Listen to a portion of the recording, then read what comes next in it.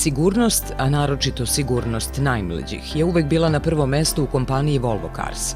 Sigurnost za vozača, putnike, ostale vozače i naravno pešake. Uvek su bili među prvima u planu inovacije na polju bezbednosti, a bezbednost dece nije izuzetak.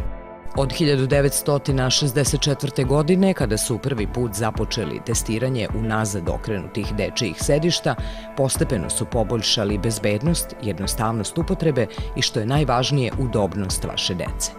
Jedinstveni pristup bezbednosti dece u kompaniji Volvo uključuje stvaranje i sprovođenje testova zasnovanih na stvarnim situacijama u saobraćaju. To omogućava da se pažljivo nadgleda kako svako dečije sedište reaguje u stvarnom okruženju automobila, a zatim prema tome prilagodi svoj dizajn.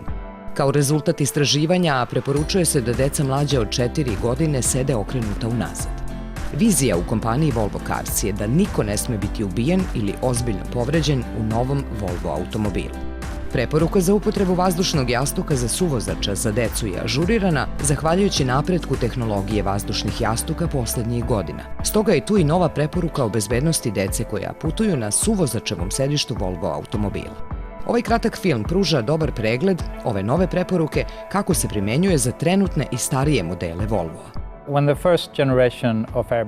Kada je prva generacija vazdušnih jastuka razvijena 80-ih godina, bila je vrlo agresivnog dizajna i dešavao se popriličan broj ozbiljnih nezgoda u kojima su deca bili učesnici, što je navelo mnoge zemlje da zabrane vožnju dece na prednjim sedištima.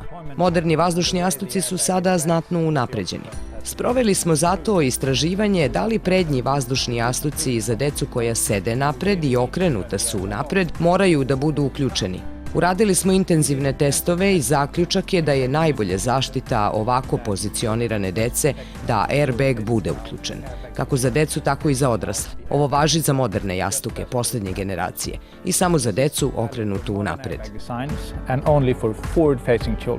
Deca do 4 godine moraju automobilom putovati okrenuta prema unazad, jednostavno zato što im je vrat preslab da bi podržao glavu. Dečiji vratovi su slaba tačka jer se još uvek razvijaju i nisu spremni da udare poput vrata odrasle osobe. Dečija glava je teška u poređenju sa ostatkom njegovog tela, dok pršljenovi kosti vrata još uvek rastu. Takođe ima 5 glavnih bezbednosnih saveta za roditelje. Uvek osigurajte svoju decu u bezbednosnim sistemima za decu.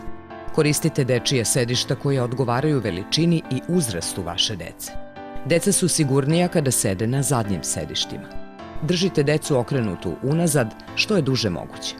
Vežite se. Deca koja su prerasla pomoćna sedišta moraju da koriste sigurnosne pojaseve automobila. Koristite opcije podešavanja visine u vašem automobilu kako biste bili sigurni da je pravilno postavljen za vaše dete. Kod dece koja putuju na suvozačevom mestu, okrenuta unapred, vazdušni jastuk mora biti uključen. Važno je da roditelji pokažu poseban oprez u saobraćaju jer se pokazalo da su kod nas, kao i u svetu, saobraćajne nezgode najčešći razlog stradanja dece. U Srbiji su jasno propisani uslovi pod kojima se vožnja deteta u kolima smatra bezbednom i posvećena je naročita pažnja njihovoj zaštiti. Novi zakon o bezbednosti predvideo je kazne do 120.000 dinara, oduzimanje dozvole u trajanju od najmanje 8 meseci i 13 do 15 kaznenih poena, a sve u zavisnosti od težine prekršaja. Pre svega treba znati da se zabranjuje prevoz deteta mlađeg od 12 godina na prednjem sedištu. Dete niže od 135 cm prevozi se u dečijem sedištu. Dete mlađe od 3 godine izuzetno se može prevoziti na prednjem sedištu ako je sedište okrenuto suprotno pravcu kretanja vozila i pod uslovom da vozilo nema vazdušni jastuk ili je on isključen. U suprotnom, otvaranje vazdušnog jastuka može ozbiljno povrediti dete. Dete starije od 4 godine i više od 135 cm treba da sedi na podmetaču i da bude vezano pojasem. Važno je zapamtiti da pojas ne sme prelaziti preko vrata deteta jer to može biti izuzetno opasno. Istraživanja pokazuju da upotreba sedišta smanjuje šansu od fatalnog ishoda prilikom udesa za čak 75%, a od povreda za 90%.